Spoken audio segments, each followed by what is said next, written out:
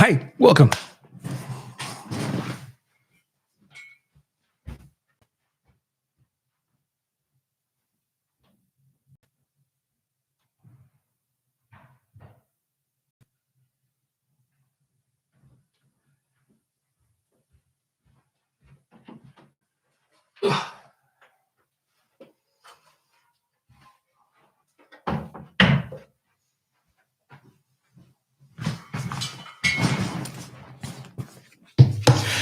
Welcome along to those that are watching live or watching in replay.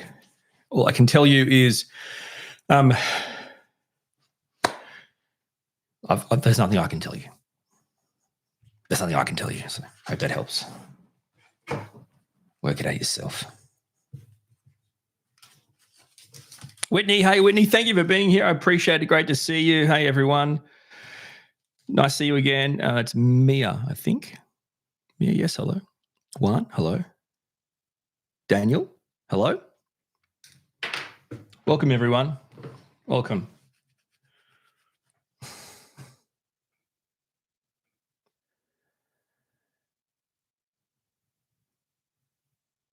She Link also has nothing to say. She Inc., sorry. All right, thank you. That's good. One, thank you for asking. Doing okay. Cairns Lobster, yo. Into diversion, got to leave shortly, but thank you. Fish, by the way, just got diagnosed officially. ASD2, well done. Into diversion on getting your diagnosis. It's great to hear that. Thank you for being here.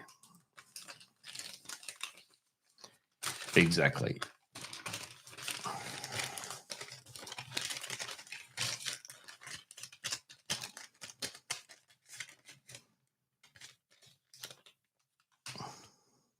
Ranger McFriendly, feeling better, all right? Or did you kick today in the groin like I did? Well, I don't know if I'm feeling better. I'm feeling fine. I think I'm feeling okay. I'm sorry you kicked today in the groin. That sounds horrible. Both of you and the day. Cairns Lobster, we totally get it. It's multitasking here.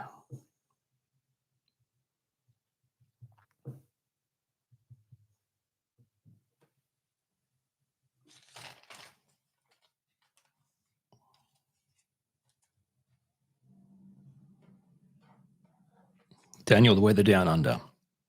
Not bad. Not bad at all. It's spring, late. That's not true. That's not true. I'm sorry. I'm so sorry. Today is Tuesday, the 2nd of December. That means that it is now officially summer down under because our summer starts calendar month. So our seasons start on the 1st of a month. So summer started yesterday. So today is the first. Today is the 2nd day of summer down under. And it's not summer. At least where I live, it's still pretty chilly. Let me give you the exact forecast. And this is the exact forecast from the Bureau of Meteorology Australia. And then just one sec here, guys. Turn on the radio again, okay? All right, today's a partly cloudy day. Look, the slight chance of a shower this morning and early afternoon. Okay, I'm going to stop you there. You can't say there's a slight chance of a shower in the morning and then add and early afternoon. See, that's not the morning and that's not the early afternoon. That means there's a slight chance of the shower today. So you've got your morning and you've got your noon and you've got your afternoon and your night. Now, if it's morning, but then afternoon, it doesn't matter if it's early in the afternoon, it's still the afternoon. It's a slight chance. So this is the thing. You get morons on the radio these days. In fact, most people on the radio don't do the weather. They clone the networks clone their voice and get AI to do it. That's just fact. That's the fact. Anyway, so the AI cloned voice on the radio is going to sound like this. Partly cloudy today. Slight chance. That's not how my voice sounds. Why did the AI clone my voice like that? I talk like this, and this is my AI clone. The AI clone thinks I sound like that. Partly cloudy today. Slight chance of a shower in the morning and early afternoon. Now, if the real Orion was here, he'd get quite shitty about this, but I'm not. I'm an AI clone, so the radio networks can make more money off young people who don't get paid well to do massive hours, and we're even going to steal their voice because technically it's still legal. They signed a contract. Really? They can sign a contract and a network can steal your voice and use it to like just the AI to make it say anything. And that doesn't sound like equity anymore in entertainment, my friends. I think the radio networks need to be split up. We're not going to do that, Orion. That's the effing forecast. I hope you liked it. Now piss off. Not you, the forecast. Chill. I mean, seriously. Rain this morning and early afternoon. So it's not this morning and it's not early afternoon. It's the day. Just stop tracking a parcel here. Just tracking a parcel to see where it is. I want to know where it is. Exactly where it is.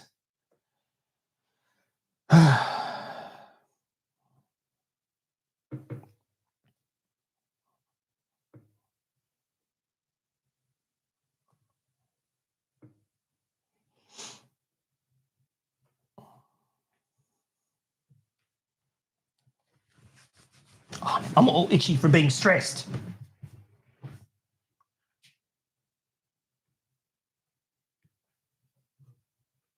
No update. No new update.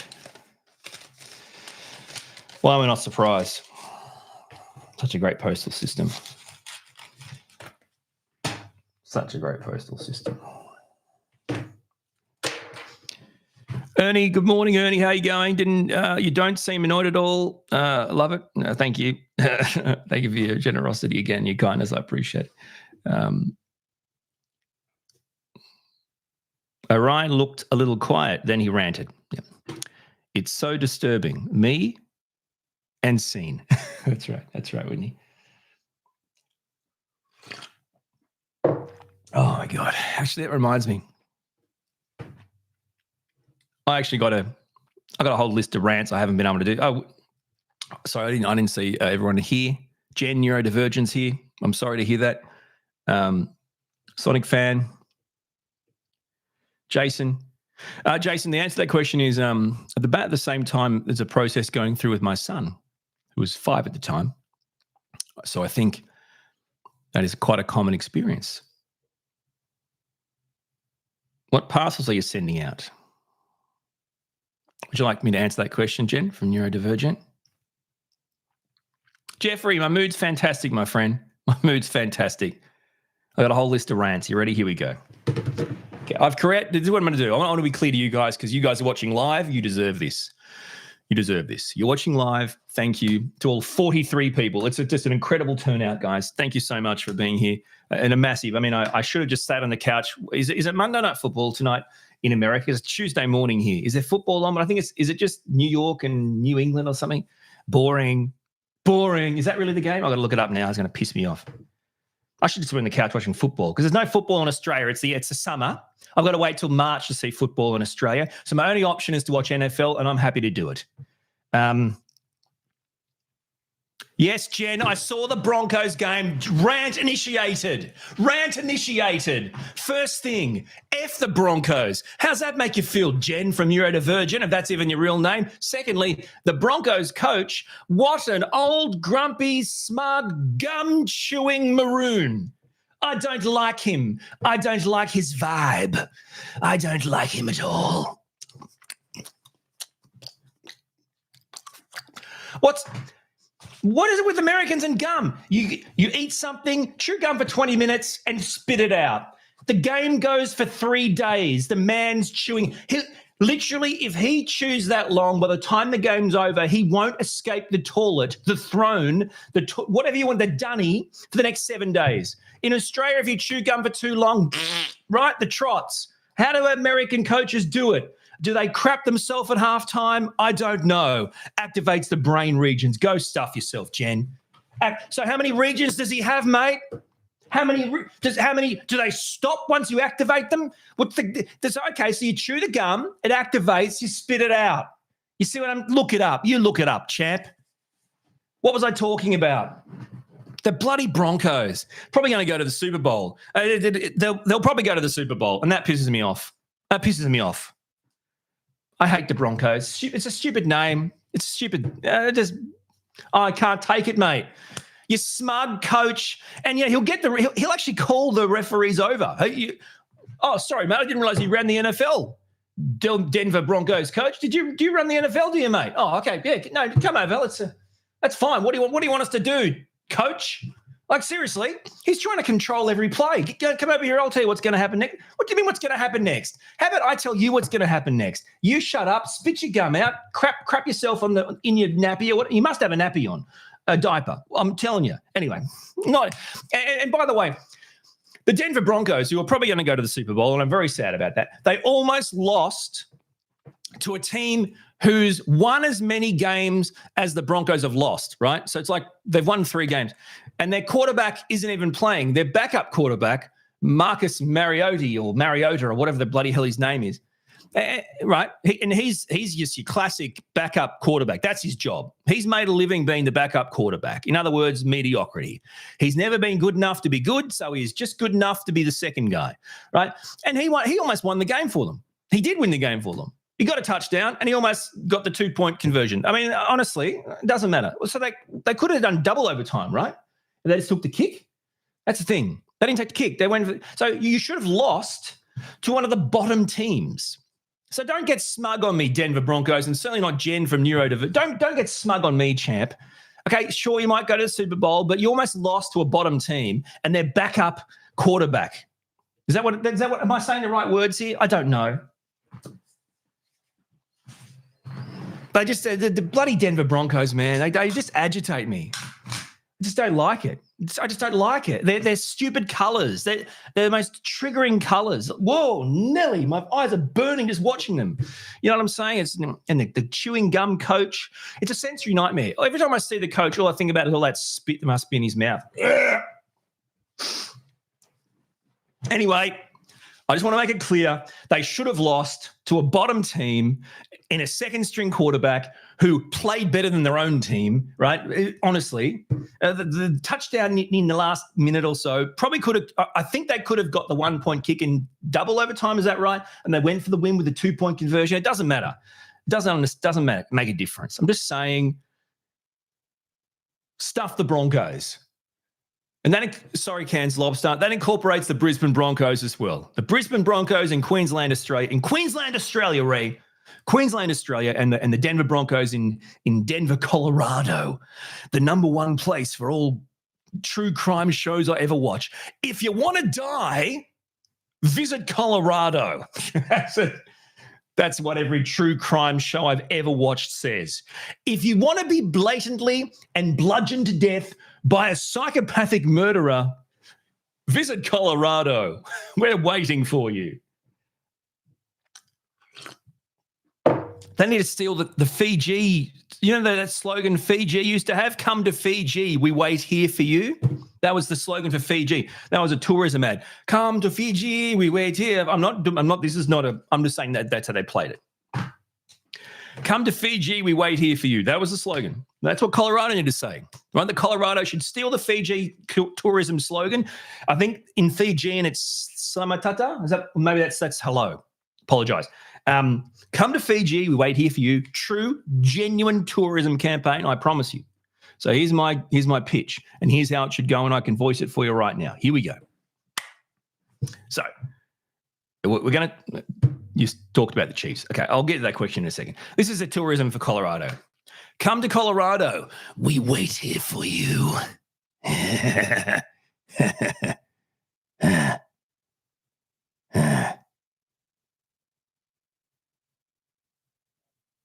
Scene. Simple answer to the Chiefs, by the way. Simple answer to the Chiefs. You can't be good forever. There's this thing called aging. Aging. Players age. That's answer number one. What happened to the Chiefs? Players age. Number two, If you have a great team, you can't keep them together. Why? They're all greedy. They'd rather money than success.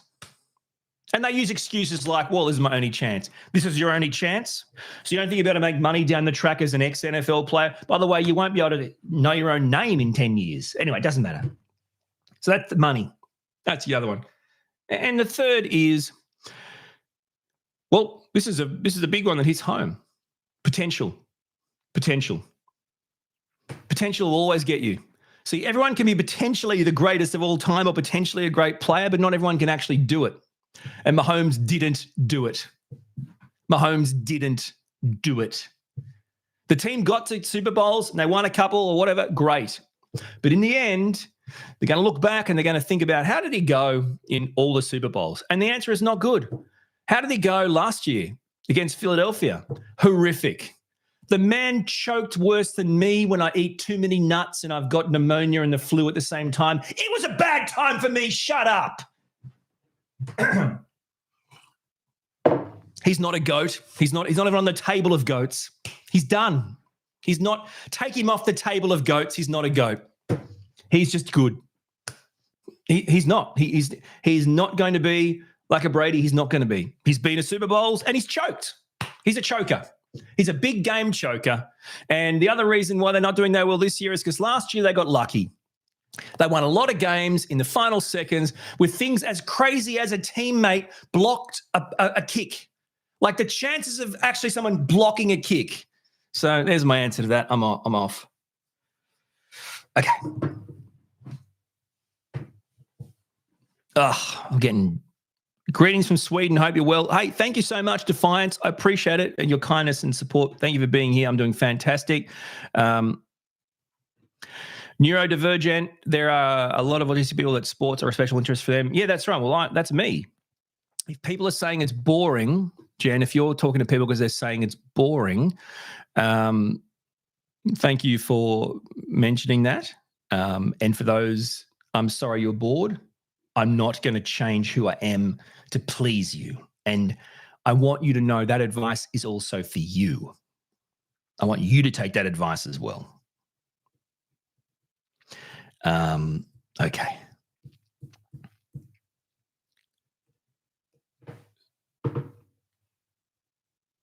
Thanks, Cans. Lobster, I appreciate you saying those things. What? So yes.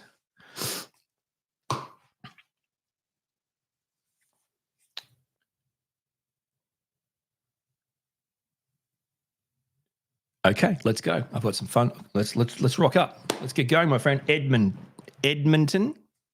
Hey, Orion, you sound jealous of Mahomes. He's very successful.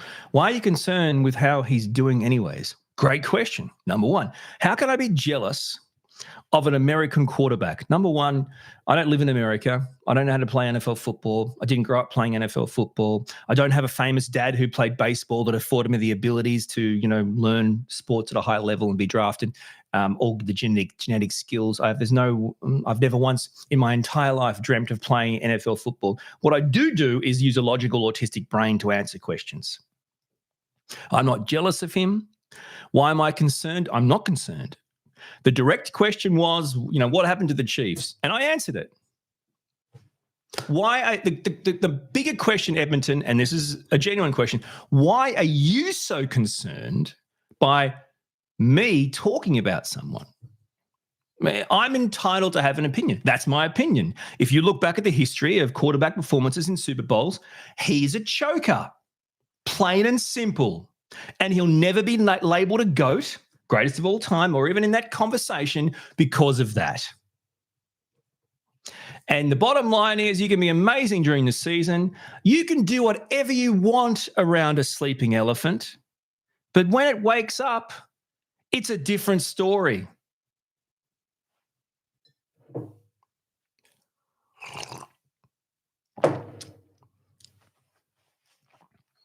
Not labeling emotionally. Appreciate your feedback. When I rant, it's passionate. Great. By the way, he is a great quarterback. No question about it. Patrick Mahomes is a great quarterback. No question about it. I've said it 1,000 times. I said he's not in the GOAT conversation. He's a great quarterback. No question about it. No question about it.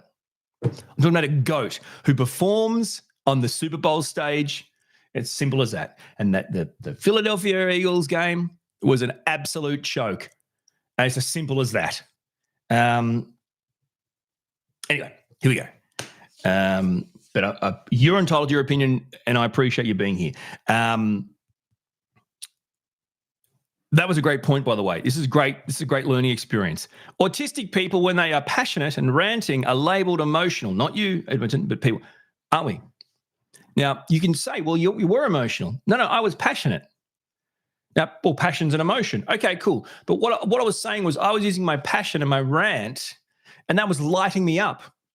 I was alive. For a moment there, I was really enjoying life. I was so excited and passionate about ranting about a player or things that I actually felt good about life. And then when it's over, not so much. So people can label that as a bad thing. It's not my thing.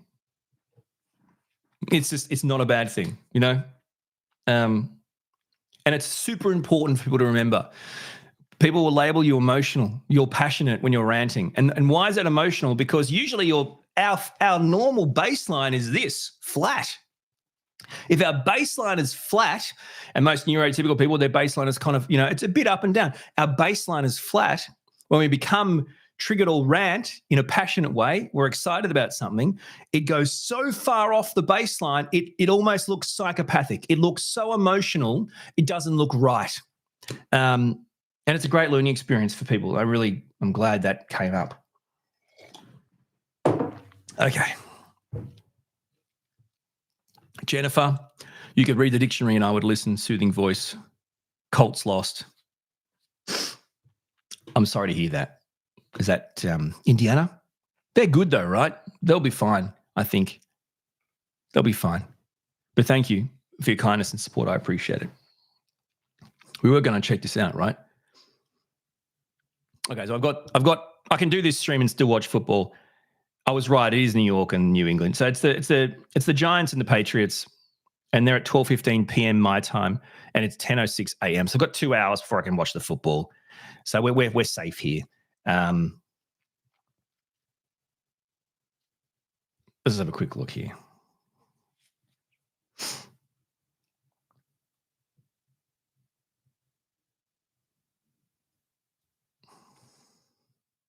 Isn't it? By the way, I've got this soft spot for Chicago because I got to travel there for that book interview I did on PBS a couple of years ago. It's not about that. I'm just saying.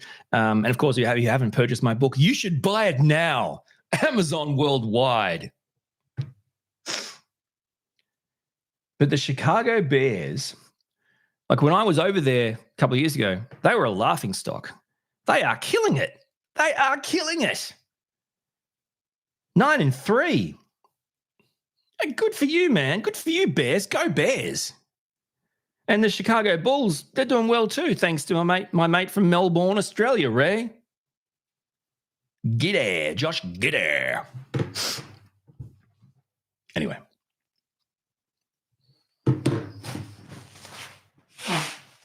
Jen should buy your book and get on your good side.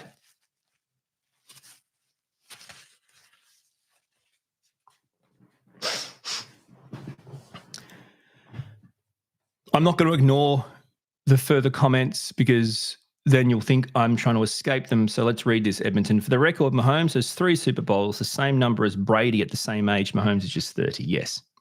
Great. Accepted. At the same age, how many Super Bowls had Brady lost or choked in? Now, I'm not talking, I'm being specific. I'm saying the performance was subpar to an extraordinary level. And then I don't want to talk about it anymore because I'm just over it. It's boring.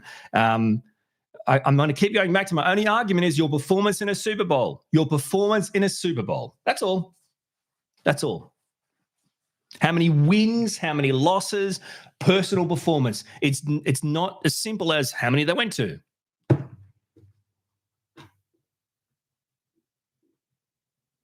If you don't perform on the biggest stage, you're a choker. That's the point of a choker, someone who can't handle the pressure, who chokes under the pressure. In my opinion, that's what I describe it as. Someone who can't perform on the biggest stage when they're labeled as the best. They perform everywhere. They're the player you want to have, and they don't perform. That's what that is. That's what I was getting at. Got to move on. It's boring now. Catastrophically boring. Here we go. All right. So I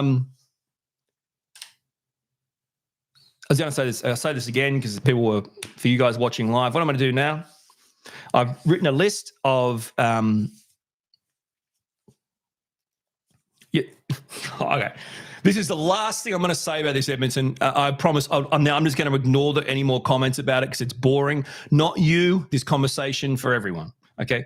Yes, one Super Bowl game does define a career. If you're an NFL player and you get to one Super Bowl in your entire career, that will define your career as a champion or not a champion, as a Super Bowl winner or a Super Bowl loser. I'm sorry, but that's the way it is. If you go welcoming, NFL Super Bowl champion, that's different to saying welcoming ex-NFL player. That's a career-defining difference. That's all I'm saying. And I appreciate this conversation. We've had a great conversation, but we're just going to move on because it's not exciting. And I keep getting sidetracked on what I actually wanted to do, which I've got a list. So hang on. Jen's saying my book is not a great Christmas stuff. She wouldn't say something like that. Given that she has my book, she wouldn't say something like that.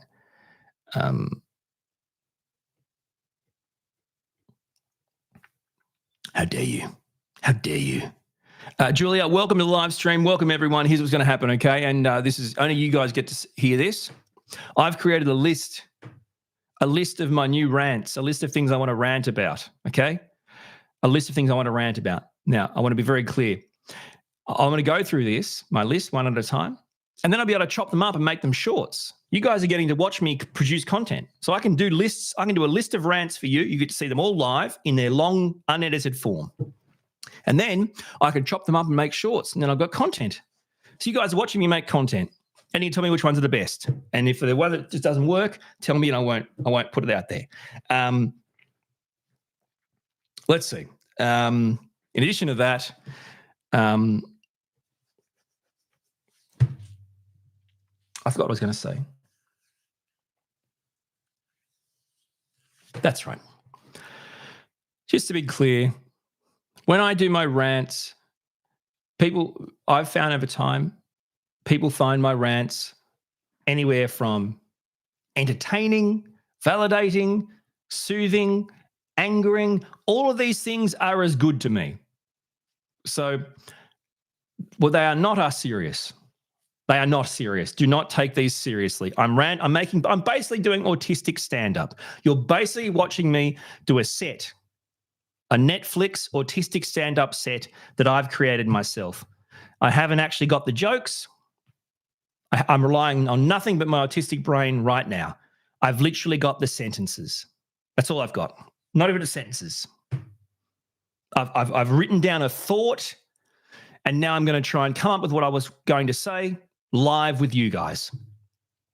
You're about to see me hopefully create gold live off the top of my head in front of you. Very special treat because everyone else will just see it as a short. So I have not been able to script. I don't script. So if you've ever seen my autistic perspectives, my rants, they're never scripted. I come up with an idea and I go, I should talk about that. And that's what I'm doing today. Okay, should we start?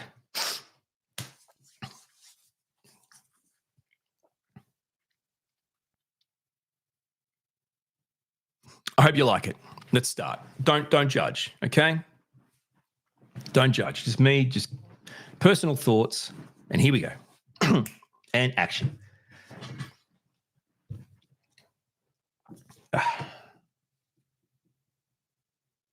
Yeah, I've just got to turn on my comedy brain. Which is my left hemisphere. Left. Right. I just got to breathe through my right hemisphere. Sorry. I've got to block my left nostril for 60 seconds to activate my left hemisphere by breathing through my right nostril. So, sorry. That's right, hold ice and snort it. No, that's for sleeping. You got it all wrong.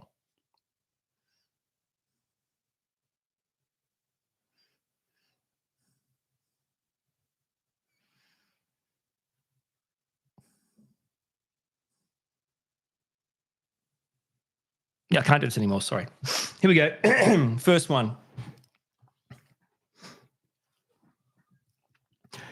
As an autistic person, people sometimes correct me with what non-autistic people are, right? So I'm autistic and I might say neurotypicals, or I might say non-autistic people.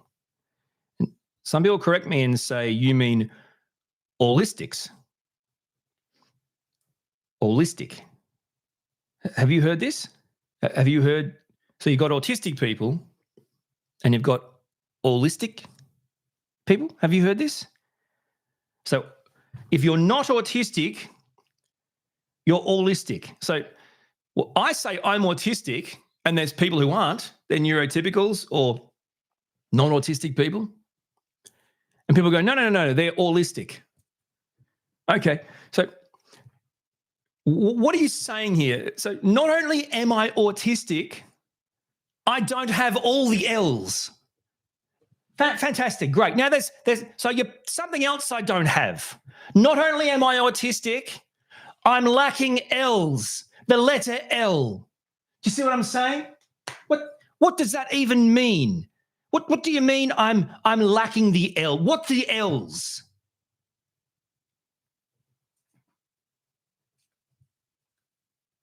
That's that joke done. I don't know if it's a joke, but it's just a funny thought. I'm just getting them warmed up here. Allistic. They've come up with a new way to make autistic people feel worse still. Not only are we autistic, apparently, and that's bad, but in autistic, we don't have the L's they have. They've got all the L's. All the L's. We've got none of them. They're all autistic. Allistic, my friend. They're all of it. They're not some of it. They're not some of it. They're allistic. We're just autistic. Not. You know what I'm saying? All the L's. How many L's you got, mate? I got none. I'm autistic. We got all the L's. You can't spare some? No, we took them all. Piss off.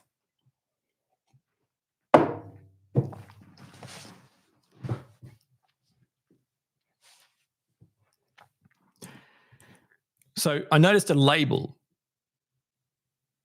on my kid's T-shirt. It said, "Keep away from fire."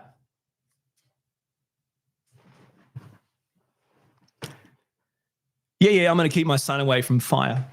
You need to put a label on a T-shirt.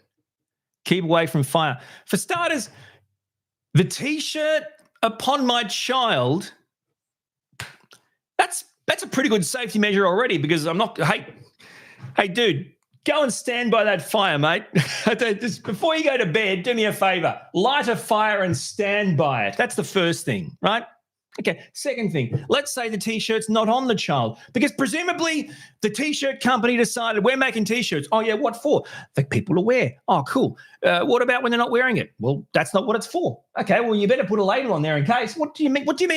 So you want me to put a label on the T-shirt that warns people what to do with the T-shirt when they're not wearing it? That's right. Okay, what do we do? I don't know. Put anything. I don't know. Keep it away from fire. What? So hang on. So you're saying people, when they're not wearing a T-shirt, people store their T-shirts by fire?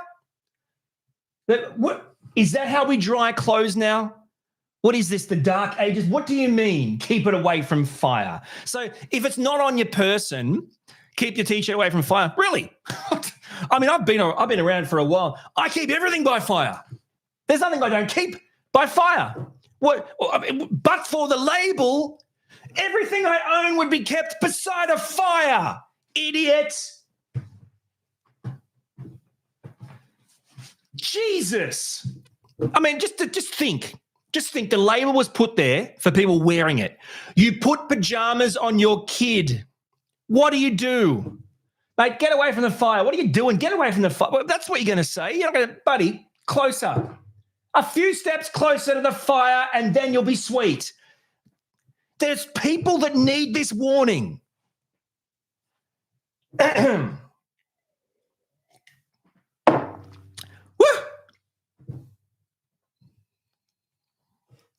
Ernestine, you fixed my joke. Let's finish this joke. This is the original caveman warning. Seriously, there's someone in a boardroom in 2025. Edit for new update. There's someone in a boardroom in 2026. You see what I did there, live stream? I gave two versions. There's someone in a boardroom right now thinking, hey, we've got to warn the caveman gene. The what? You know, our brains are still cavemen. Okay. What? Fire! It's a T-shirt. It's flammable. You're telling me now the T-shirts we make are flammable. We make flammable Yeah, that's right. Why? For the caveman to make fires. We're not cavemen. It's still, the brain's still there. But back to the T-shirt. The T-shirt's flammable. Just in case anyone wants to go all caveman on us, we better put a fire warning. No hunting gathering in this T-shirt. Then what did I buy it for? Woo!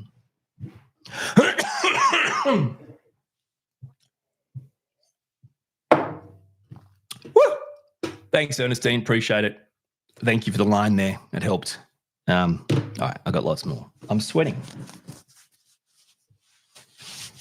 Literally, my T-shirt's making me sweat. Okay. That's why we hate our clothes feel. Exactly.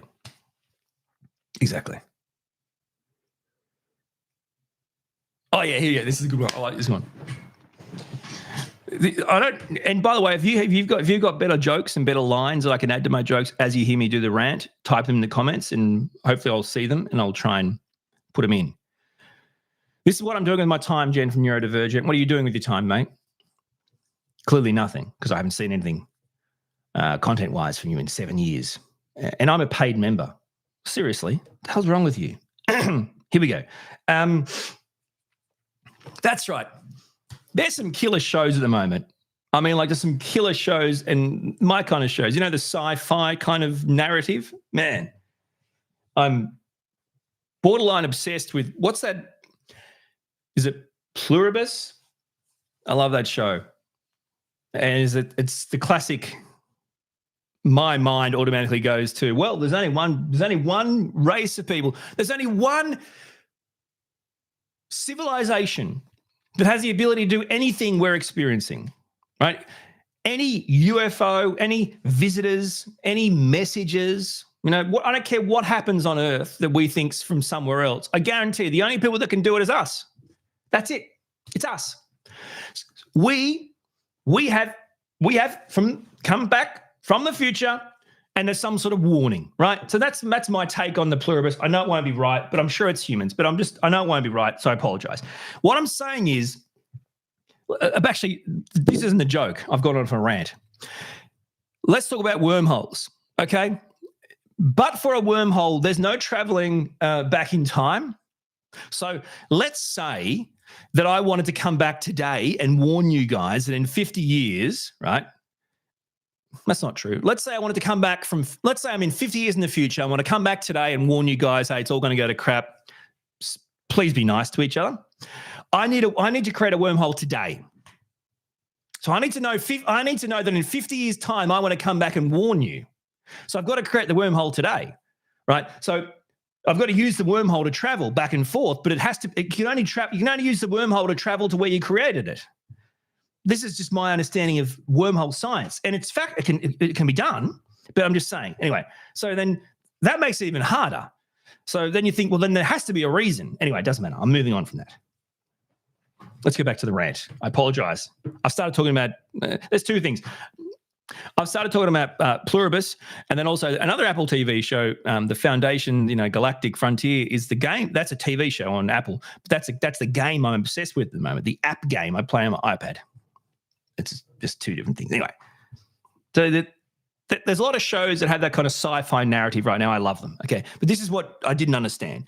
So I watched one of these shows. I've written it down. This is its rating. Its rating said strong science fiction. What's wrong with that, Orion? Let's say it again. The rating said strong science fiction. What's wrong with science fiction? There's degrees of strength for science. It's science fiction. It's fiction. It's fiction. Strong fiction? Go into a bookshop. Ask them to direct you to the strong fiction section. They're going to punch you right in the nose, champ. Strong science. What do you mean strong science fiction? Sorry, mate. I was hoping to watch weak science fiction. Weak science fiction? What is that? Paramount Plus? I don't know. What is that? Strong science fiction? There's no strong science fiction. There's science fiction. There's non-fiction. What do you mean strong? Strong science fiction? This is really what we've got to this now where ratings don't even make sense. You don't even know what you're watching anymore. Strong science. Hey, mate, it's like asking for a coffee. Weak. Then my advice to you is piss off. Pick a different drink, champ. You know what I'm saying? It's like people that buy the Cokes, people that buy the caffeine-free Cokes. The caffeine-free Cokes? What? Piss off. Go away. Get a bottle of water.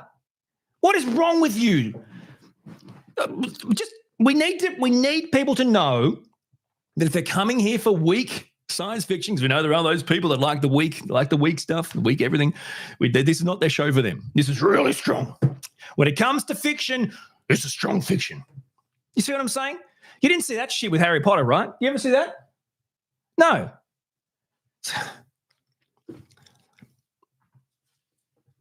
Strong science fiction. I'm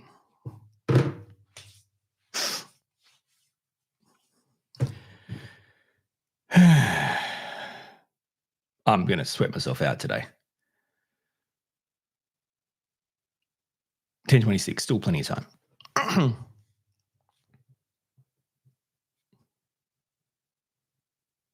Mild science fiction, Julia. Correct. Mild science. See, mild is a smart way of looking at it. For me, you're strong or you're weak. That's how I look at it. So it's like, this great, strong science fiction. I've come to the right place. Hey, you want to watch a show? Let's watch this show. What is it? What's it say? Well, I don't know what it's about, but it's rated weak science fiction. Yeah, I'm going to pass on that. I think I'll.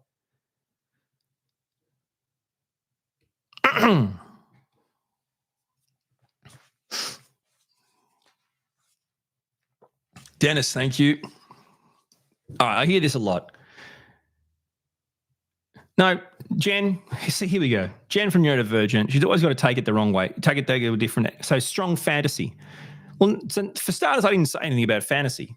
So clearly you got some issues to deal with, to work through. There's no strong fantasies and there's no weak fantasy. You can't have a weak fantasy. What does that mean? Do you see what I'm saying? Or what is that? What's a weak fantasy? What do you mean strong? I'm moving on. I don't. When people say this, it never registers in a way where anything happens, but I just want to berate them. Whatever tickles your fancy. Whatever tickles your fancy. Do you hear this? Whatever tickles your fancy, mate. Whatever tickles your fancy. What's my fancy? Where's my fancy? Who's tickling it? Don't tickle my fancy. No one asked you to tickle my fancy. You need permission, presumably. I don't even know where it is or what it is, but I don't want anyone tickling it. I don't want to tickle my fancy. I don't want anyone near my fancy. Back away from my fancy. Tickle it? No. Out of all the things you could do, imagine if you walk up to someone, the first thing you do, you tickle them. What What are you tickling me for? I thought that was your fancy. Huh? What? Tickle your fancy? If your fancy's your face and my knuckles are let's tickle. You see what I'm saying? Tickle my what? Who? What in the world is fancy? And stop tickling people's fancies. I don't give it. No, listen. There's enough. I'm trying to teach 2 young neurodivergent boys about consent, and you're telling them to tickle people's fancies. No tickling fancies. No. And not even if they consent to it. That's my vibe. I'm going to tell them, listen, boys, I don't even care if they consent to it. You don't ever tickle someone's fancy. I don't give a shit what they say. There's no tickling fancies. I don't care if it's a fancy tickler. They like the tickling. If there's a fancy, you back away. You don't tickle, you sprint. And I mean, you sprint away from the fancy and the tickler, whoever the two are.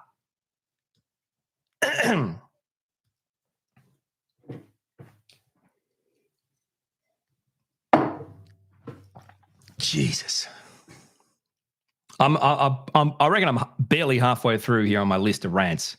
This is going to be just so many shorts here.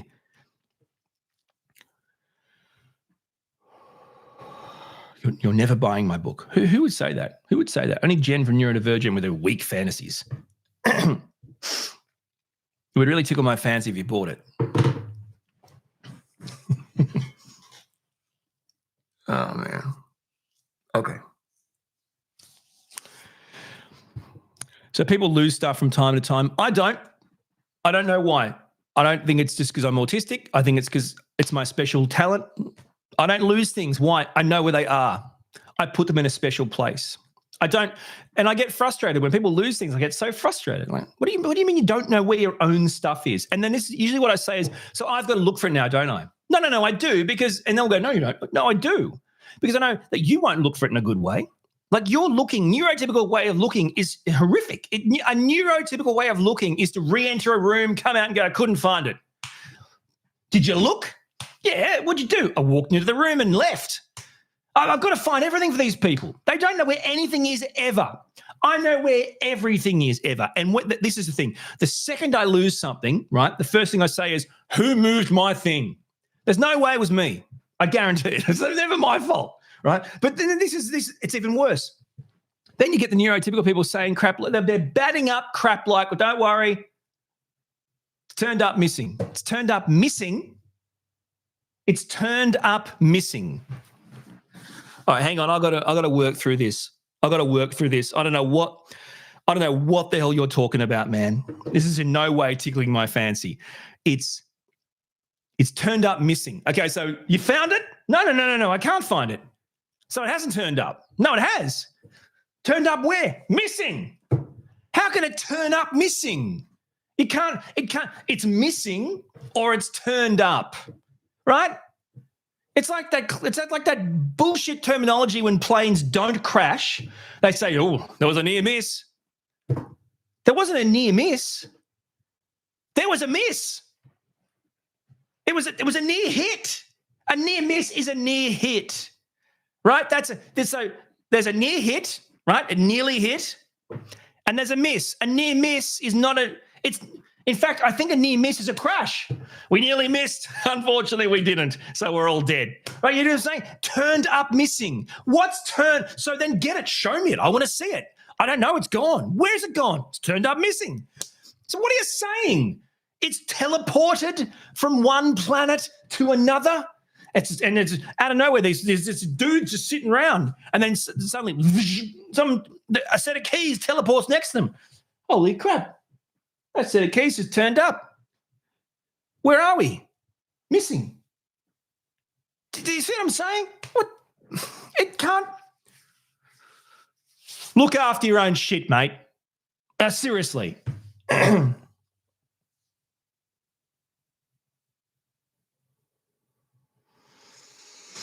Turned up missing. I mean, help me, Jesus, mate.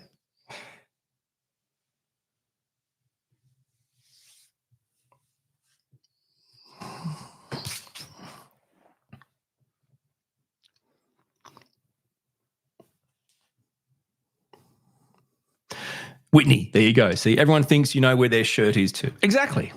And you know why, Whitney? Because you're, being neurodivergent, whatever. There's no way that we don't know things, right? Because we're so organized, most of us, depending. So it's like they come to you. They might as well, I should wear a T-shirt that says turned up missing booth. Not kissing booth, turned up missing booth. Yeah? So someone loses something, next thing you know, they're knocking on my forehead. Sorry, can I help you, mate? Don't touch my fancy. Right? What are you talking? What do you want from me? Oh, I've lost something. Okay, great. Thanks for letting me know. No. You're the autistic person. Find it. Okay, good. Where'd you see it last? I don't know if I knew that. I'd know where it was. It's that classic thing, it's always in the last place you look. No shit, moron. No shit.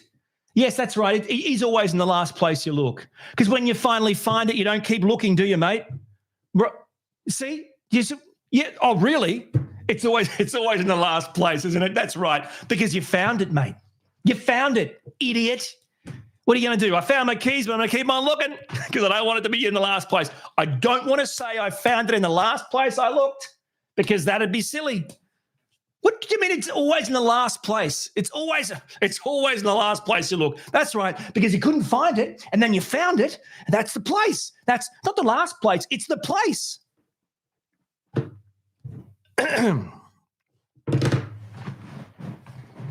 I tell you what. $100 million, Netflix, that's all I need. $100 million, and I'll put this on Netflix. Simple as that. $100 million, that's nothing. That's change. It's nothing. $100 million, no worries, okay? And then we'll just use it. We'll just we'll build a brand new city that you can't get in unless you have an autistic passport. I'll use $100 million. I'll build a brand new city. That's it.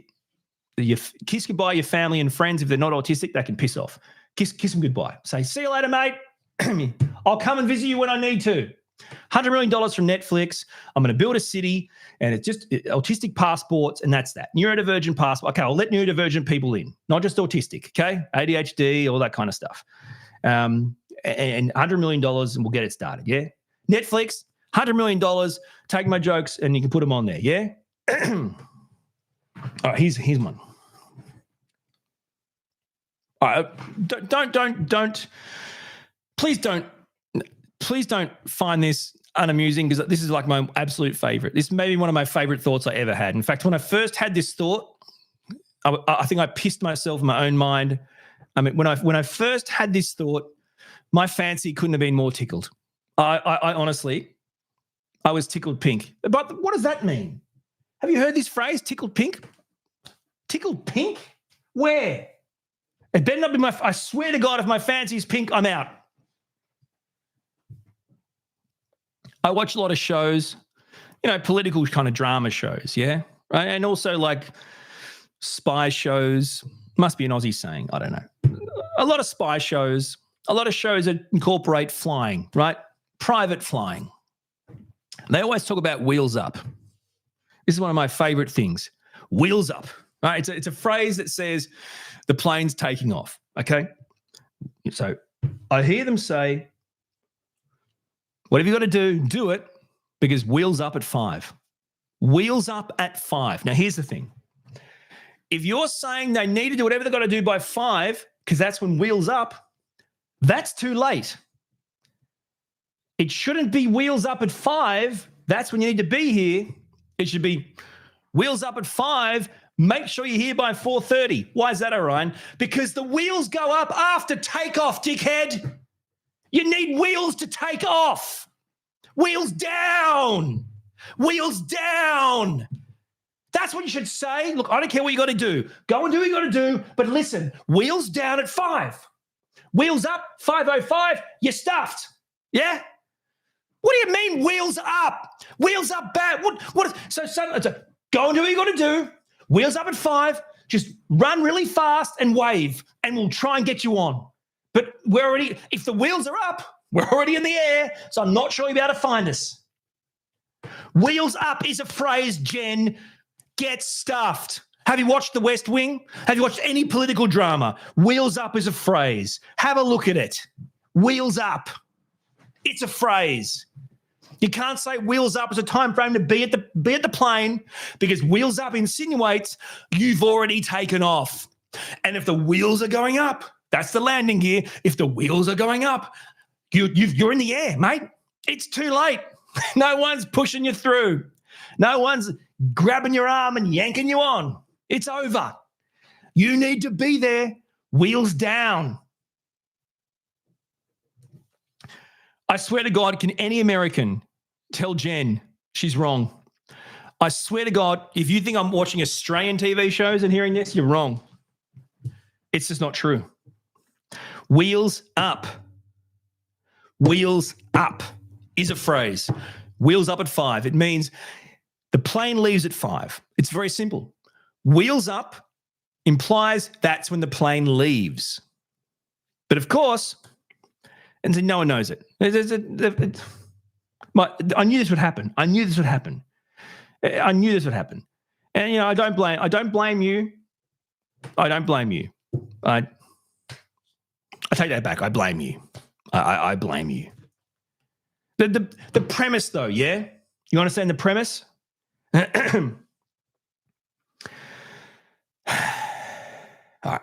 you pissed me off. I'm gonna search it. Now you've pissed me off. Now you've really pissed me off.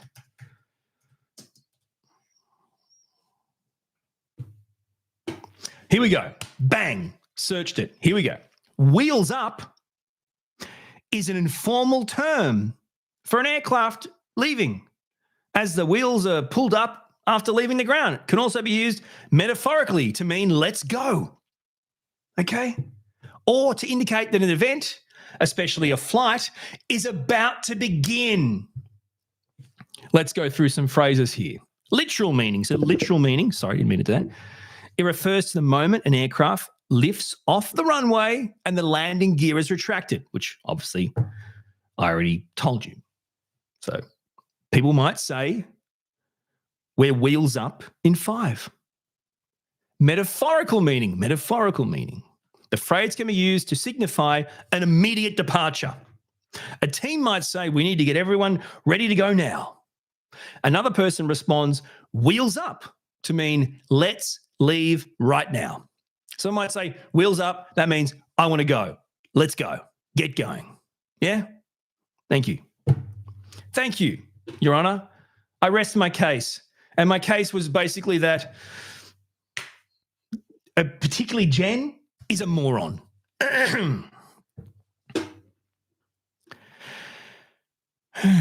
Jen from Neurodivergent, she's in the chat. She's an autistic content creator with a channel that she hasn't done it for a few years, but I think she's, anyway, you ask her. I'm not her agent. All right. Yes, widespread recognition from its use in the TV show The West Wing, which is one of my favorite shows that I still watch today. I still watch The West Wing over and over today, like literally. I don't have an emergency drumstick ice cream in the freezer, Ernestine, and I'm really pissed off about it. You've bought me about 7 of them, so stop. I'm moving on. It's real. It's a thing. It's a great joke. In fact, this is always the way. Whatever I think is the best is never the best. My favorite joke, no one likes. My favorite video, no one likes. My favorite topic, no one likes. It's life as an autistic person.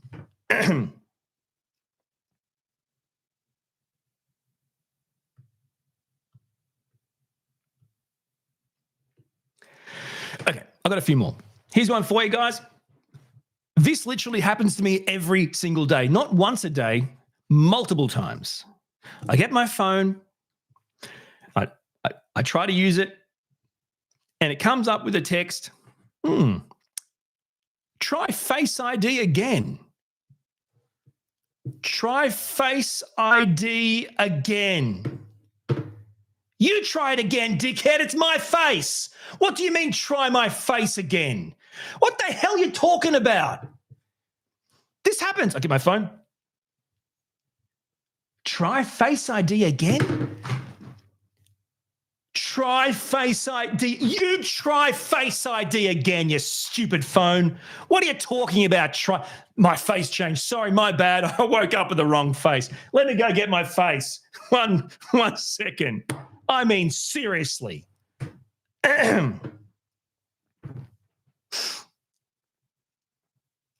There's nothing more rewarding to someone like me with little value for my own worth to have feedback from my own phone on a regular daily basis that I need to try my face again. That's right. My phone tells me, let's try that face again. What do you mean, let's try that face again? Great feedback, phone. Thank you. My self-worth is skyrocketing now. I tell you what, try my face. It literally says, My phone looks at me. My phone looks at me and goes, My phone looks at me and looks at me. Oh, how you going? How you going, Orion? Good to see you. Actually, not good to see you. In fact, I don't even want to see you. I can't see you. How about we try this again? How about we? This is the equivalent of a neurotypical family member telling an autistic person, you know what? Let's try this again. I don't think that went so well. I don't like how you came across there. Maybe we'll try this one more time. How about you try it one more time? Now the phone has become a neurotypical person in my life. The phone is a neurotypical person in my life telling me, oh, g'day, Orion. Hey, oh, hang on, Orion. No, I don't like this. I don't like you. How about we try this again? Be more neurotypical. Try again. It's gone to 150 million Netflix. I haven't got an email, the proposal, so it's 150 million. Okay. People that say, oh no, I know that street like the back of my hand. Like the back of your hand? Go ahead, close your eyes. Close your eyes for me. Describe the back of your hand. So there's the palm. Is that the back of your hand? Is this the back of your hand? Because it's upwards. It's people facing. It's upwards. It's not. Is this the back? If this is the back of my hand, these parts here, am I supposed to know them? Am I supposed to know them? Because if that's the case, it means, do you know that street like the back of my hand? Fantastic. Tell me everything you know about it. Well, it's kind of dry. It's kind of red around the knuckles and pretty wrinkly, like old man wrinkly. And that's about it. You said you knew it like the back of your hand. That's how I know the back of my hand. Do you see what I'm saying? You know the back of your hand like you know something in every detail. You know every detail of the back of your... Who looks at the back? That's the other thing. What are you doing? Just studying the back of my hand. Oh, yeah. That's normal. That's normal. Whatever tickles your fancy, man. You see what I'm saying? It doesn't make any sense. I know it like the back of my hand. You know what? I'm sorry. I've got to cut this conversation short. Why? I've got to get my back of hand study in. So, that's sensible. That's sensible. No worries. I'll let you go. So I've got a vein as it goes there through the upper metacarpal pleusium synopsis hypocriticus binoculars. You see what I'm saying? It doesn't make any sense. What do you mean? Basically, what it should mean is if you go, hey, do you happen to know Blast Street? Like the back of my hand. Oh, okay, cool. Or I'll find someone who knows. You know what I'm saying? That's what it should be. You should use it as a way of saying, sorry, can't help you. Do you mind if I ask you for directions? I know this city like the back of my hand, so can't help you. It would be weird. It'd be like, well, you know, I know there's streets and I know they connect. And some are old, mostly dry and scaly and aging. Where they go and what they do, I don't know.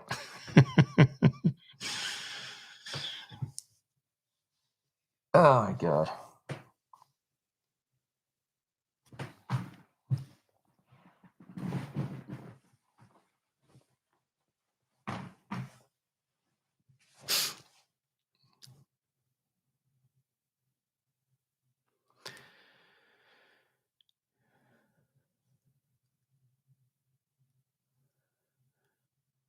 Synergy asking about complaining as an autistic thing. Probably like holding my tongue make me fit in more, not complaining. Okay, so you're not complaining, I think. I think you're being told you're a complainer, or you're confusing complaining, but holding your tongue. So, okay, let's be clear. The best way to describe that is to everyone, not just to you, but to everyone, neurotypical people. So science has proven that the autistic brain has a stronger logical part than the emotional part. Okay, so there's the logical and the emotional parts of the brain. Of course, that's a simplified version. Okay, now if your brain has a more logical, a stronger logical part than an emotional part, in other words, the logical part of the autistic brain is stronger than neurotypical brains.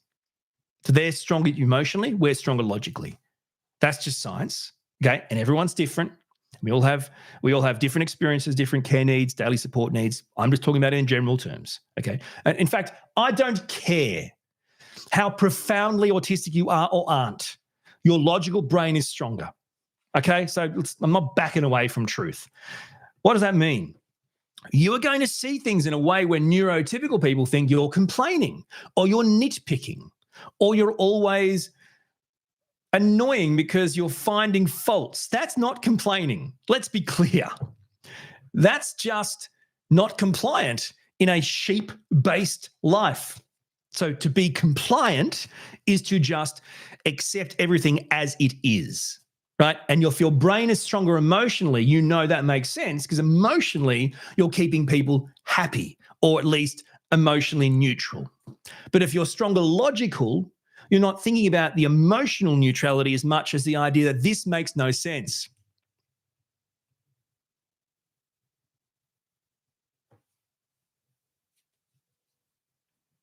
I hope that makes sense. The brain being logical, stronger logical, is going to come across to a lot of people, neurotypical people, like you are always nitpicking or complaining. You are not. You are viewing the world through an entirely different brain, for starters, being autistic, but second, through a logical lens. I hope that makes sense. And I'm sorry, Whitney, you had to go, but I'm sorry if I missed you to say goodbye, but thank you for being here. I appreciate it. I'm not going to do any more. I think I'm good. I'm just going to chill.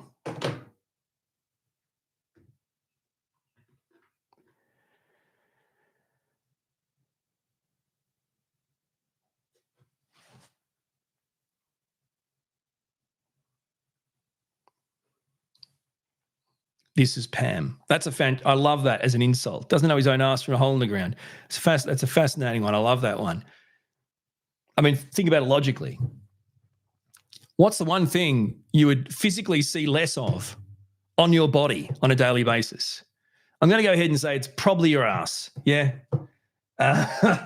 Who walks around familiarizing themselves with holes in the ground? Where are you off to? Just to check out some holes in the ground and familiarize myself with them. It doesn't make any sense. Well, he shouldn't. He shouldn't know his own ass from a hole in the ground, because no one's looking at holes in the ground and measuring them, digesting them, looking at them, programming them. And very little people get access to viewing their own ass, right? You just hope for the best, man. You hope for the best. You wipe and wash and, do your thing, and you hope for the best. Oh, man. Travis, I totally understand what you're saying about, you just wish that you knew when you were younger or younger in life, being neurodivergent. I don't think for a second there's anything wrong with that.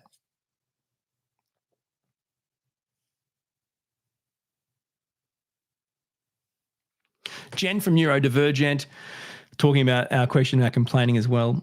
So you struggle with that question as well. You enjoy the logic and organization, but feel like you find a lot more fulfillment out of wanting human connection and finding joy in it. Of course, wanting human connection and getting human connection are two different things for autistic people, right? Would you agree? Wanting them and getting them are two different things, right? It's a bit like saying you want a Ferrari, but you might not get it.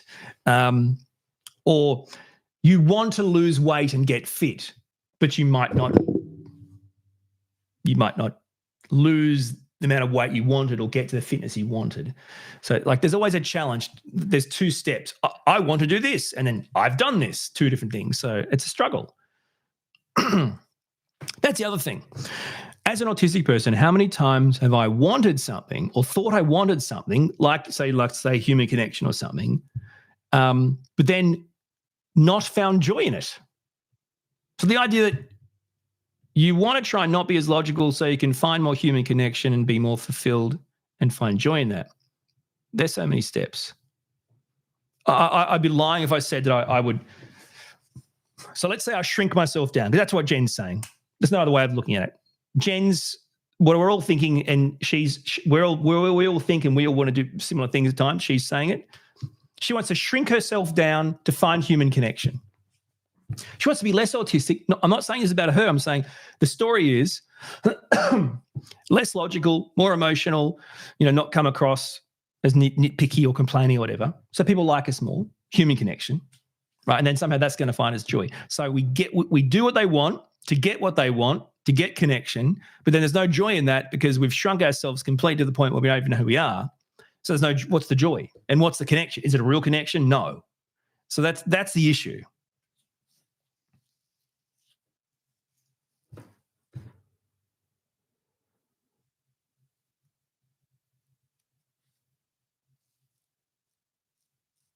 And I think for any autistic person, one of the core things you have to grapple with is how much of me as an autistic person do I have to suppress, camouflage, block, shrink, and just hide to develop connections? And therefore, are they connections based on what? A lie. And what joy comes from that?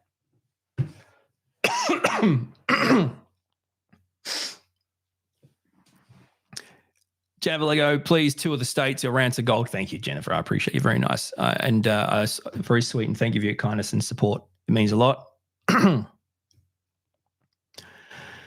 Yeah.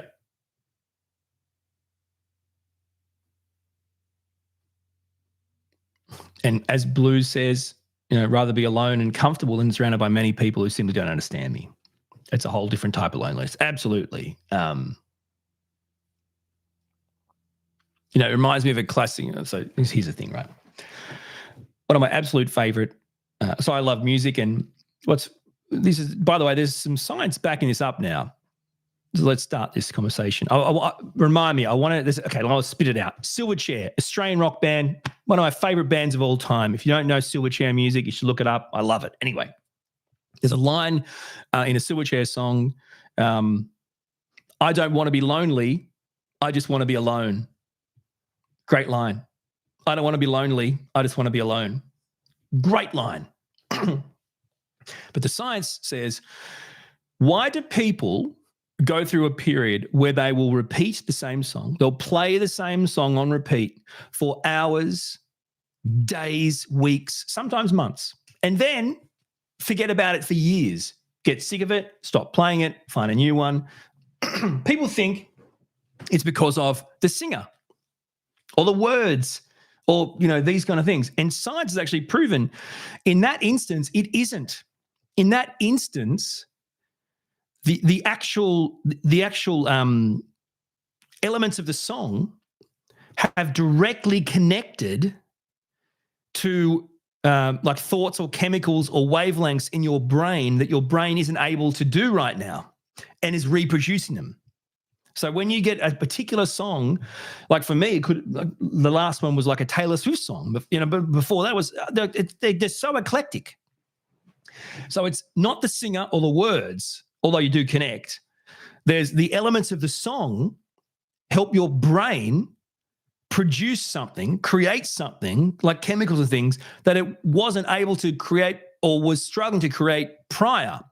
And that's why your brain sends these signals to your body that makes you want to constantly listen to it.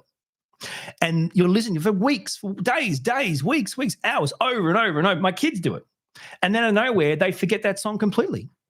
And they don't even listen to music for a while. And they find a song and it starts again. Just like you guys would, I guarantee you guys would do the same thing. It would just, you completely forgot about that song. You might hear it 10 years later and it has the exact same effect. You're obsessed with it again. And then there might be times where you just fast forward past it. Let's say you're shuffling or skipping. And it's just fascinating science now.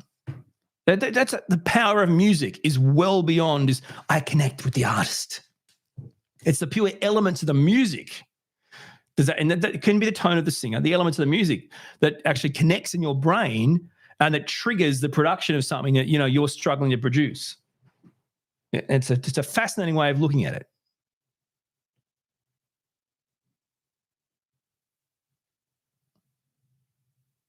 What in the world is happening now, Jen? What are you talking about?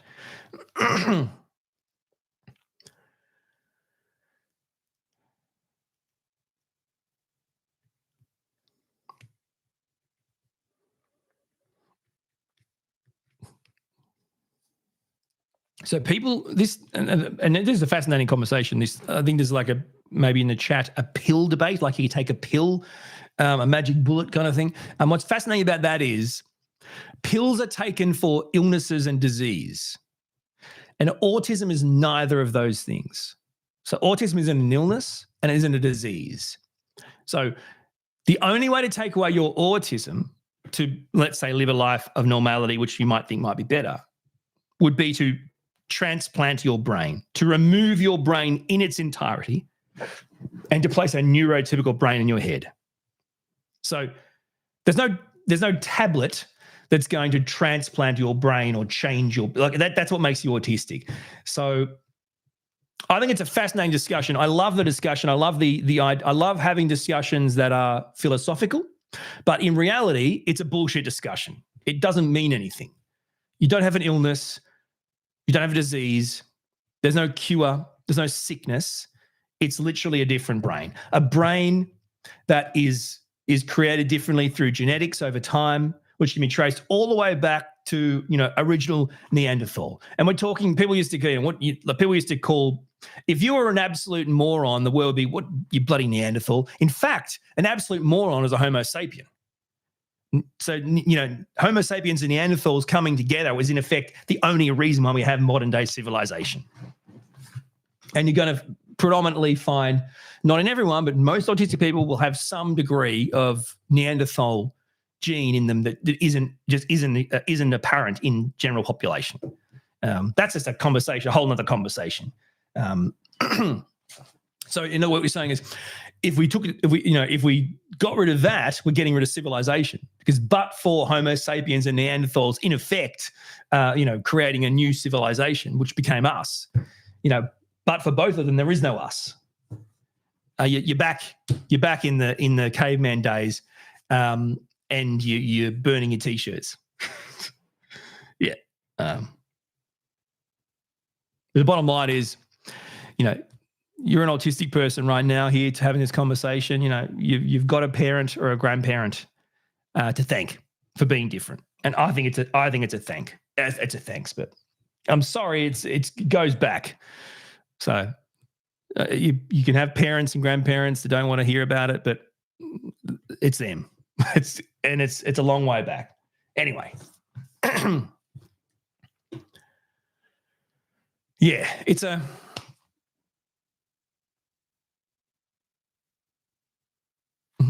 the red pill, the blue pill, and this matrix kind of conversation, right? It's like a matrix scenario. I totally dig it. I totally get it. And that I like those kind of philosophical questions.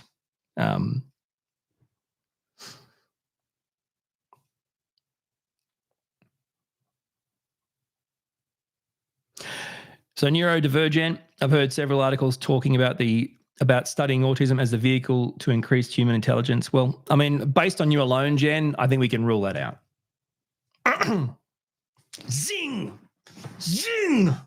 That tickled my fancy.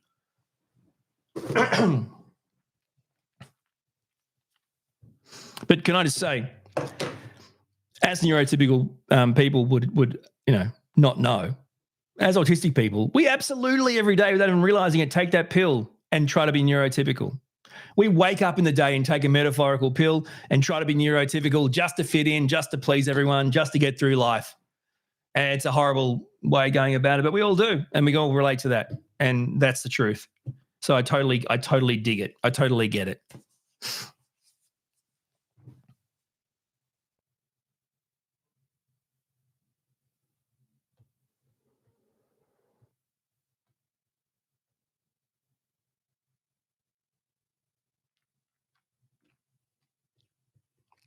There's a question too.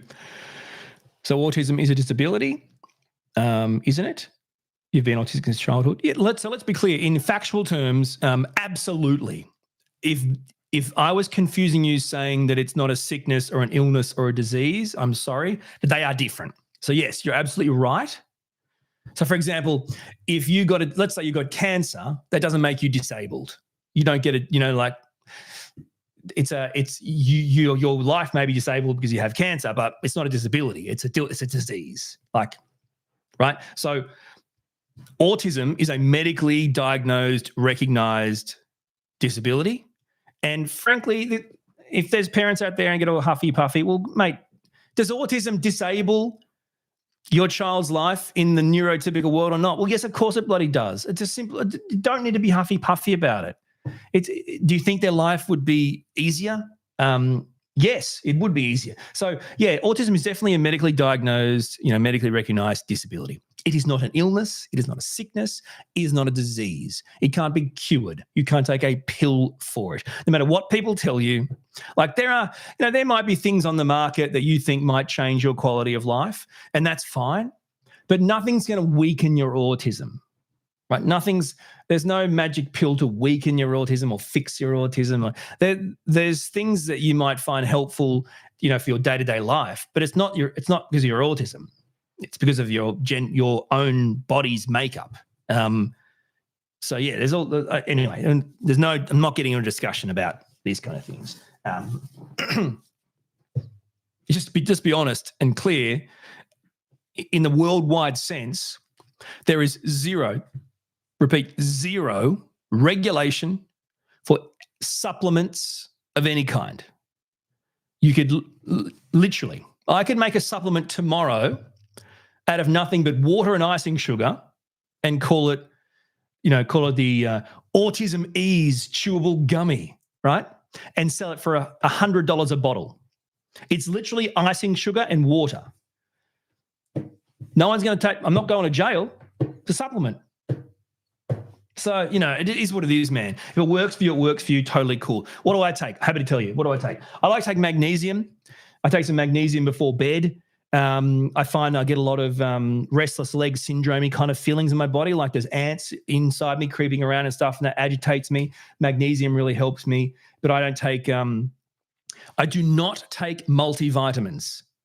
Multivitamins are a crock. They're like every vitamin under the sun thrown in at a percentage that none of them have enough to do anything. Yet, if your body naturally has enough of any of those, you overdose, and too much can actually, there are people from multivitamins that have died or been horribly ill just for taking multivitamins because they don't need it. So I take what I need. I just have magnesium tablet. Not a multivitamin, not magnesium plus blah, blah, blah, blah, blah. So you've got to do what's right for you, and you've got to get you've got to get advice from professionals. You've got to know who you are and what's inside you and what you need, or it's bad. So anyway, just a license to print money. Hey, take this supplement. It'll help with aging. What are you talking about? What are you talking about? Anyway, yeah, it's just one of those triggering things. We all know it works for us. We all know it works for us. And there's this thing, by the way, I've got to tell you about this. In fact, this is fascinating. Anyone here have ADHD? Anyone here have kids with ADHD? Anyone here heard about the not brand new, last few months, hottest new, like supposedly scientifically sexy, hot new ADHD daily gummy supplement that's taking the world by storm? I legit got it. We bought it to try it, just to test it out. Yeah? Guess what's in it? I'll give you a guess. I'll give you time to guess. So we're talking about a gummy supplement. So a non-regulated lolly, except instead of paying $3 for a bag of gummies at the supermarket, you're paying $60 for a little bottle of gummies, right? Great. I've got to get into supplements. Put your hand up if you want to join make an organization where we just sell neurotypical people gummies that have icing sugar and water and tell them it makes you more autistic or something. I don't know. Put your hand up. Who wants to invest? Let's make $1 billion. Anyway, it doesn't matter. Do you want to guess what the number one ingredient is? The number one ingredient in this brand new, sexy, hot, taking over the world by storm ADHD gummy supplement that's supposed to improve your attention and stamina. And it's not sugar. It's not water. It's not icing sugar. It's something they say is definitely going to work. Who wants to guess? Good guesses so far. Not caffeine, not soy, not sugar, not magnesium, not vitamin E, not caffeine. Any other guesses? Not meth. Ha! That's brilliant.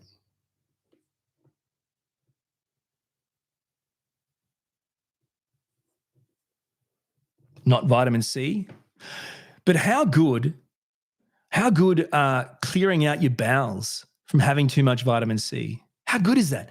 Like, you won't get scurvy and you shit yourself for a day. It's the best. It's not B vitamins, no. Not T, good guess. This particular taking the world by storm, ADHD vitamin gummy, whatever you want to call it, its key ingredient, saffron. Saffron. Want me to go get them? Want to go get them? One sec.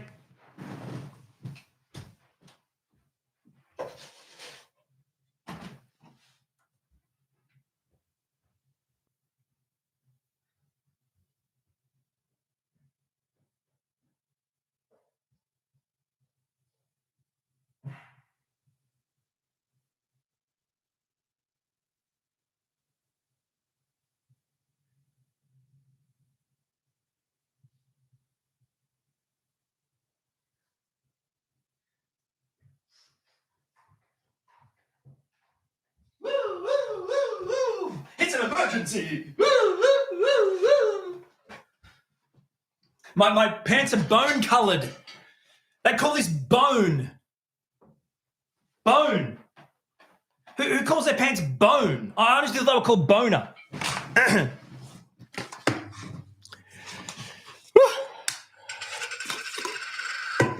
supposed to have 2 for adults. Cheers, big ears, up your bum. G'day, mate. How you going? Oh, good to see you, bud. Oh, yeah? G'day, mate.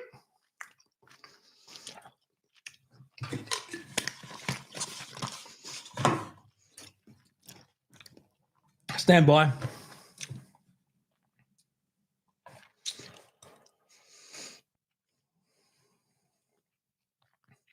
Saffron Gummy Pro. Saffron Gummy Pro. Passion fruit lemon flavor. Enjoy the wonderful saffron experience. Oh, it's sour. It's like those jelly lollies that have the sour, kind of like sour, what do they call those things? 30 milligrams of dried saffron per serving. They call it Crocus sativus, saffron in brackets per serving. No added sugar. That's why it's so bitter.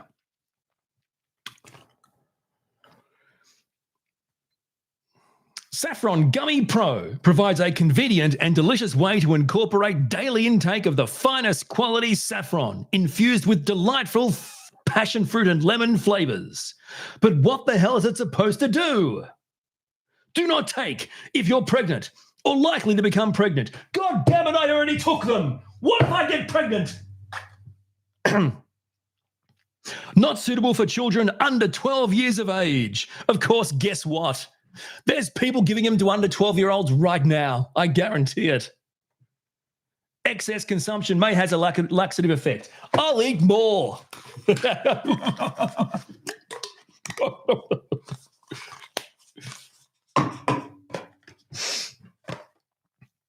you go, guys.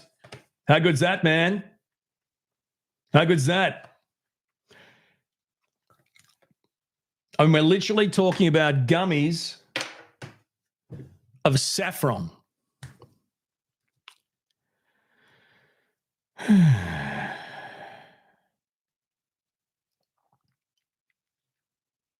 do they find those? I think my wife heard about them in like mothers of ADHD kids kind of conversations. And here's the thing, let's be clear. As a parent of a neurodivergent kid, you're in a war zone. It's a war zone.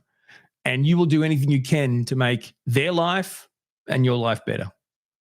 And if trying everything helps you, go right ahead. But there's a cost, a financial cost, right? To pay for all these things. And also the cost of constantly telling, the signal is you're constantly telling yourself and your child, you need to constantly take these supplements and tablets to be a human. Like most humans get up and they go into the world. But autistic kids or neurodivergent kids and neurodivergent adults get up, take 700 supplements and tablets and things, and then it's like, oh, now I can go into the world. It was a prerequisite. You weren't entitled to just be you in the world. Do you see what I'm saying? I'm not against trying everything. By the way, I'm a dad. I've got 2 neurodivergent kids. You think I'm not in the goddamn war zone? There's no relief. It's a lifelong deployment. So don't start me. I know what it's like. Thanks. Do I try everything? No. Do I try some things? Absolutely. But what signal is it sending? These kids get up and just live their life. When you get up, here's your tablets for the day. It's like, hey, this tablet's going to help you concentrate. This tablet's going to help you feel good. This tablet's going to help. I mean, it's like, what are you talking about? These gummies are going to help you with this and learning and reading. What a way to live life. We're telling them from a very early age, unless you take all these supplements and gummies and tablets, the world won't allow you to enter it. You don't get to enter the world without your medical passport. It's bloody stupid. And by the way, put all the zero regulated gummies away. You know I have diagnosed anxiety. I've said it 1,000 times. You know I take daily prescribed medication for anxiety. I'm on a tablet. I have a medicated doctor-prescribed anxiety tablet I take daily, right? When have I not said that? And why is that? Because life's bloody horrible. It makes the anxiety explode out of me. Do I like getting up in the morning and feeling I've got to take 700 supplements to make my body feel good and my, these tablets and all these things? Like, no. Like, how many times do you have to wake up and go, I'm just going cold turkey? You know what I'm saying? It's like I'm over it, man. I'm just going cold turkey. I'm sick of this shit. I just want to be me and live my life. I'm sick of this shit. I'm just popping all this, eating all this and doing it, stuff it. How many times have you had that? Every day, man. It's obviously horrific. That's the worst thing you can ever do. Don't ever do it. Don't ever go cold turkey as in just stop. Don't ever. You have to wean yourself down. You have to do it right way or you will pay the price. I'm just trying to be real with how I feel. So, and I am one of those people who go, okay, cool. I'm going to talk to my doctor. I'm going to wean myself down all the way down and off. And then by the time I get to like almost off, I realize, oh shit, that was bad. I better start again. You know what I mean? It's like, but anyway.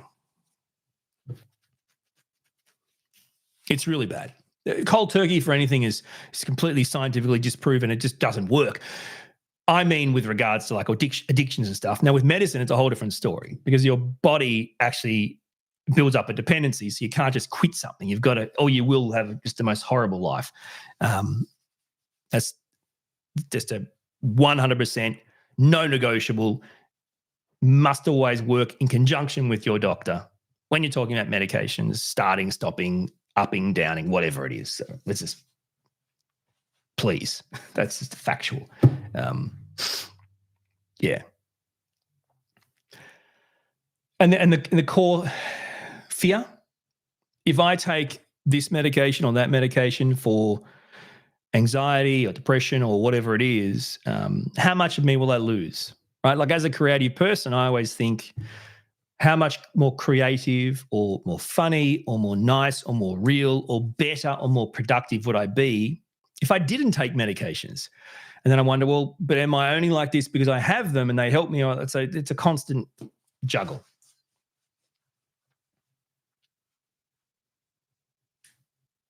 And this is Pam. It's a classic conundrum, right? You have a son, doesn't take stuff. There's ups and there's downs, you know. So it's not a good way to live life. I get it. Sertraline is a very well-known medication, not only for antidepressant medication, but for anxiety. So sertraline is a very well-known medication that's been, prescribed. People are talking about it in the comments. That's anyways the reason I'm saying it. Very common for anxiety or depression, 100%.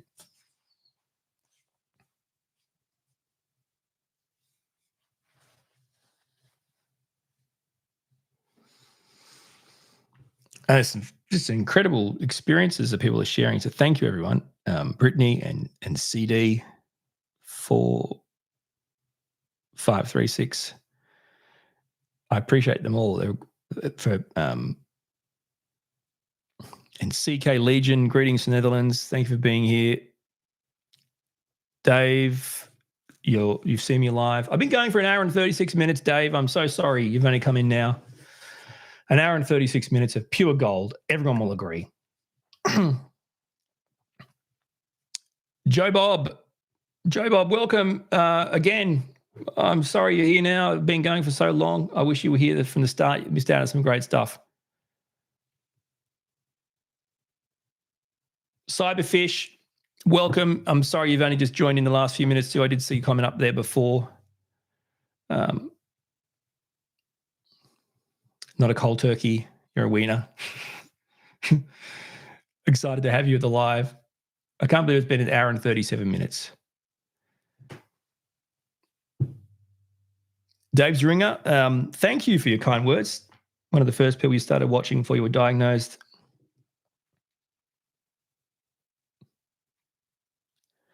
I appreciate you saying that. I'm really happy that it's helpful. It's helpful. That's really fantastic. Joe Bob, you'll just watch it on demand later. I think that's what VOD means. Is that right? Video on demand, you just watch it later. Gemma, hey Gemma, how are you? Welcome. I've been going for an hour and 36 minutes. I feel like it's not a good time of day for you where you are though, right? Like really late or really early? I've got to work this out. Late, right? Late? After midnight, maybe? I'm good, Gemma. Pretty good. Well, let's be clear. I haven't made content since October, apart from some lives, so it's been pretty full on, but I'm doing my best.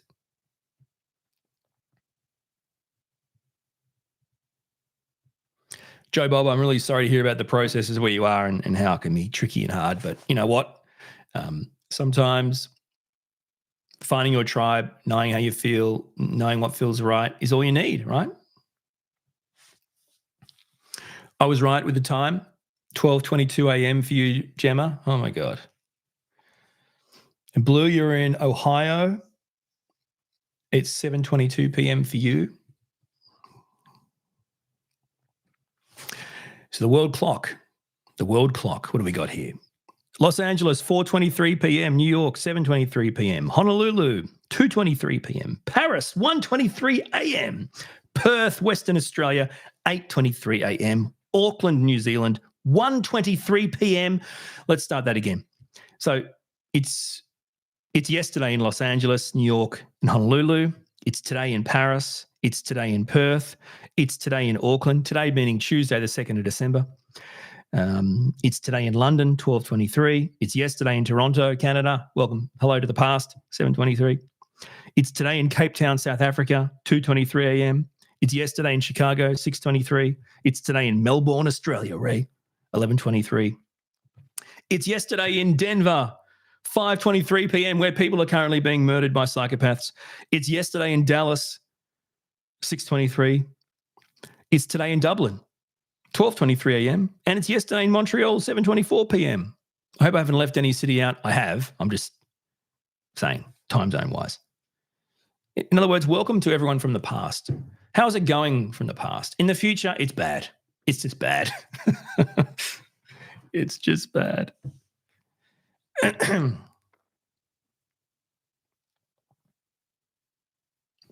Really happy to see you too, Gemma. And I appreciate you presumably dropping in because you should be resting. But really great to see you too. Thank you so much for being here and saying hey. And I know it's been a while. I only done a few lives recently. Like I said, have been struggling to be productive at all since October. So it hasn't been great, but I'm doing the best I can. But it's great to see you pop in. I hope you get some rest. Sorry, Brittany, what are you talking about? Autistic adults have more bad side effects to prescribed medications,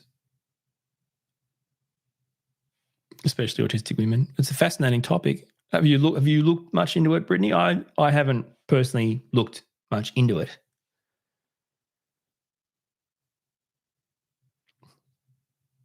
Travis, it's not good here either.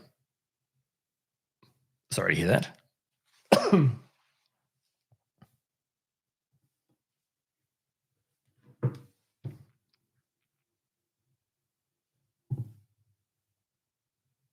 That reminds me. Did you guys know that Bane, you think darkness is your ally? You merely adopted the darkness. Tom Hardy, he liked a video of mine on Instagram. I screenshotted it to prove it. Can you believe that? The person I always talk about, Bane, like one of my favorite actors, Tom Hardy, who also come out about his autism diagnosis, liked my video on Instagram. And you know what's so good about that is I'm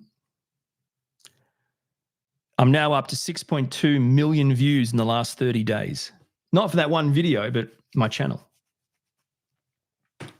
6.2 million views on my Instagram page in the last 30 days. So don't thank me and my incredible content. I want to thank Tom Hardy, the greatest, awesome actor of all time, not to mention autistic. Bane, Venom. Bane and Venom, Tom Hardy, liked my video on Instagram. 6.2 million views in 30 days. And how much will Instagram pay me? 0, my friends. 0. I get nothing. 6.2 million people logged onto Instagram and watched my content, and I get nothing. Nothing. I want to say this, though. Legitimately, all I care about is that Bane/Venom actually watched one of my videos and took the time to like it. That might seem like nothing. To me, that's everything. I would take that over Instagram paying me a cent every day of the week. Bane and Venom, the Tom Hardy, watched a video of mine. Can you believe that? Just think about that. He watched my video and liked it. There's nothing they can offer me that's better than that. Nothing. There's nothing I can be offered that is better than Tom Hardy watching one of my videos and liking it. It was legitimately one of the greatest days of my life. I'm not joking when I say that. Legitimately, easily, one of the greatest days of my life. I still can't believe it. I'm thinking to myself, hang on a second. So Bane Venom, this incredible, like this most incredible character actor. There's this brilliant man. Physically saw a video of mine, watched it, and then liked it. That's worth $1 billion to me, anyway. And for those that don't know, Tom Hardy is an incredible actor. He's a British actor. You may know him as Bane, the villain in The Dark Knight Rises. You may know him as Venom, you know, the dude from Venom, right? And I mean, I feel bad for people that haven't seen his work because his work is incredible. I've been obsessively with my wife watching, I feel like it's the first 2 seasons of that killer show. It's Paramount Plus, right? I always forget the name of this show. Anyway, he's the best. Yeah, it's Pierce Brosnan, the Bond guy. He's in there, and the incredible British actress. I'm so bad with this. You know what I'm talking about, right? Anyway.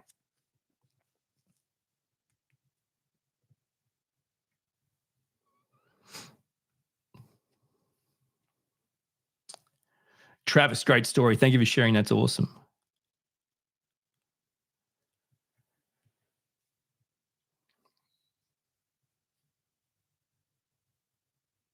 Jen from Neurodivergent, you're going to eat dinner, behave, or don't, either way. Thank you for being here. Enjoy dinner. Mobland is the show. You got it. Awesome show. And Gemma, Neurodivergent, said to Gemma, she adores you. And Gemma said, love you back. So Gemma and Neurodivergent, we can close that loop and then both get sleep and dinner.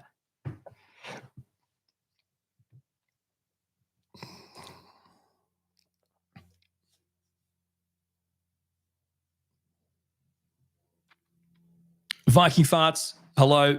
Even though you only wrote one word, I was always going to say that because I love saying the name. George Farrow, recently diagnosed autistic. Glad I finally found my people. I'm glad you have too, and it's a great feeling to find your tribe. Welcome, my friend.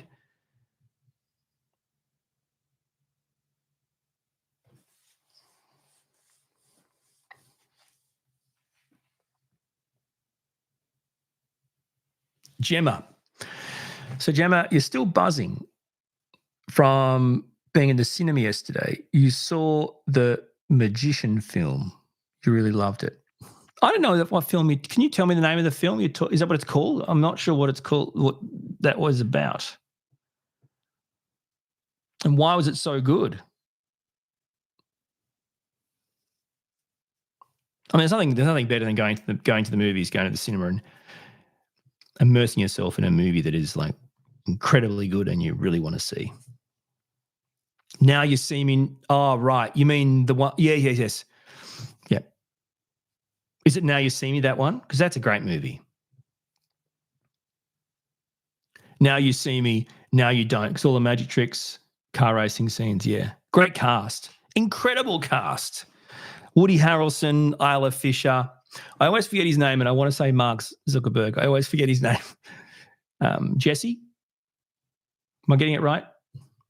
Jesse Eisenberg, is that his name? I always mess his name up. He's an incredible performer, by the way. Isla Fisher. And Gemma, British people, do they love Isla Fisher because of Home and Away? Is that the reason why you initially love Isla Fisher? Because a lot of British people loved Home and Away. Because Isla Fisher grew up on an Australian TV show called Home and Away, which is like a soapy, whatever you want to call it, and then made it big in Hollywood because she's incredible. That's why.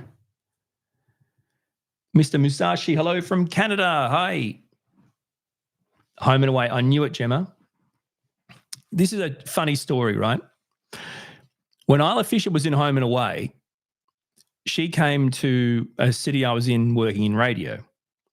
And she had like a signing or something, but she came to the radio station first and I interviewed her on the radio and stuff.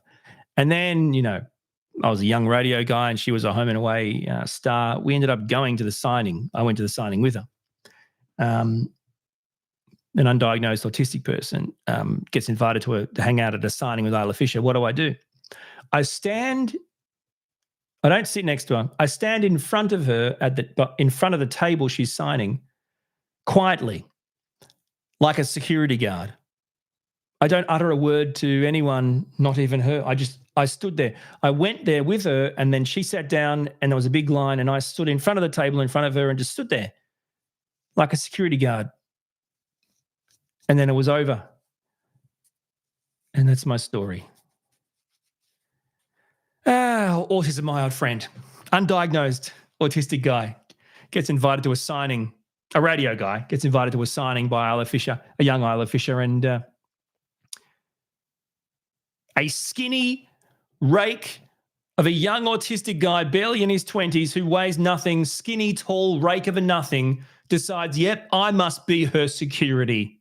I'm going to stand in front of a table and make sure these kids don't cause any trouble. What a story. But you can't take away from the fact that this is a fact, I worked security. I was security detail. I'm making it better every time. I was head security detail for Hollywood actress Isla Fisher. Sure, it was for only one signing in the middle of nowhere, a very long time ago. And maybe it was my autistic face that scared the shit out of people so no one caused any trouble. Whatever. I was the tactical chief of security, Isla Fisher, Homeland Security Tactical Chief. It's a true story. I swear to God, it's a true story. I swear to God. What happened after the signing? I'm sorry. What happened after the signing goes to the grave. And people have talked about this in my hometown, people I went to high school with. There's like myths about it. There's folklore and myths and stories, I kid you not, about Orion, who became a radio star when he was young, and what did you hear what happened? It's like it doesn't even matter. It wouldn't matter what the story is anymore. It's great. I love it. Hello to my peeps that keep the story alive. It's fantastic. Oh my God. That's just the start of it, man. I mean, I worked in radio, remember? The stories I could tell you about me and famous singers, bands, performers, I don't know what to tell you. All I know is I have no idea, and I still don't know, given how I was undiagnosed, and look at me, how any female performer, singer, band leader, what generation is this, wanted to even talk to me, let alone hang out with me. I have absolutely no idea. And I can tell you, if it makes you feel any better, being an undiagnosed autistic person, I awkwarded the shit out of them. You know what I'm saying? It's not security. Anywho, great stories, good times.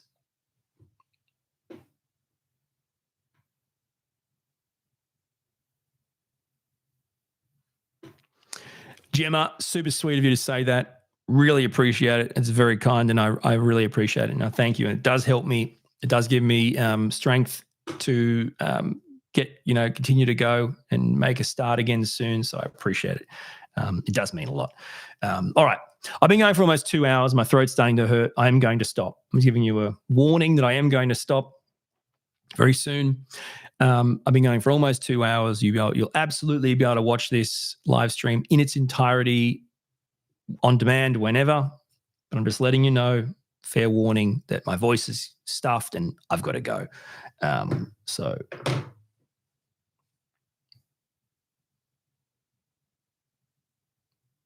that's right. Correct, Travis. Exactly right. Yeah, exactly, Mr. Musashi. Exactly. All right. So thank you guys for being here. I really appreciate everyone dropping in, saying hey, chatting, continuing our conversations. It always means a lot. It's fantastic. I love the I love the tangents we go off on, and I hope you guys enjoy being a part of it too. And it doesn't matter if you only got in the last few minutes, because you can watch this on demand. My friends, enjoy it in its entirety. Please do that. Blue, there's a story for life too. I love that. I'm glad you guys were able to join. Thank you, the Net26. I'm glad you were able to join too. Kat has questions. Thanks, Cyberfish and everyone. All right, guys, I'm going to go and rest my voice and have a breather for a bit. Thank you for being here, everyone. I appreciate it. And your first live, Blue, well, welcome. You've done it. You've made it through your first live. I apologize in advance for the second one and for this one. But thanks, guys. See you guys. Have a great, it's daytime for me, but if it's nighttime for you, have a great night and a great rest of the week. It's officially summer in Australia. So bring it on, my friends. Summer. Yeah. Bye. See you guys.